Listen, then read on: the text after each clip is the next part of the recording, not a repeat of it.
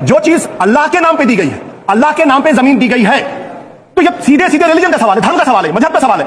आप उसको कह रहे चैरिटेबल ट्रस्ट के नाम पे बनाना चाहते हैं, तो जो धर्म का सवाल है, जब आप खुद ही कह रहे मुसलमान होंगे तभी आप हो पाएंगे। तो रुको जरा, सब्र करो। भारत का संविधान मजहब के आधार पे बोर्ड बनाने, मजहब के आधार पे ट्रिब्यूनल बनाने, मजहब के आधार पे आयोग बनाने, मजहब के आधार पे मंत्रालय बनाने, मजहब के आधार पे लोन देने, मजहब के आधार पे वजीफा देने, किसी भी चीज के लिए मजहब के आधार पे विरोध करता है। 23 अगस्त 1948 को जब बहस हो रही थी, सरदार पटेल ने कहा था मजहब के आधार पर देश बन चुका है, अब मजहब के आधार पर कोई विशेष सुविधा नहीं मिलेगी। संविधान में जो शब्द यूज किया है चैरिटी, चैरिटी का मतलब होना चाहिए one nation one charity code, Hindi में कहेंगे एक देश एक दान संहिता होनी चाहिए। कुल मिलाकर 700 साल की गुलामी मंजना जी, 50,000 एकड़ जमीन हुई। उसके बाद नेहरू जी ने बनाया 1954 में, इंदिरा गांधी ने उसको और खतरनाक बनाया, राजीव गांधी ने और खतरनाक बनाया, और सबसे घटिया कानून बनाया नरसिम्हा राव 1995 में, और उससे घटिया बनाया 2013 में मनमोहन सिंह ने। नतीजा यह हुआ, जो जमीन 1950 में मात्र 50,000 एकड़ थी, आज की डेट में वो जमीन लगभग 40 लाख एकड़ हो गई। यानी 700 साल की गुलामी में 50,000 एकड़ वक्फ प्रॉपर्टी थी, और 75 साल की आजादी में 40 लाख एकड़ हो गई।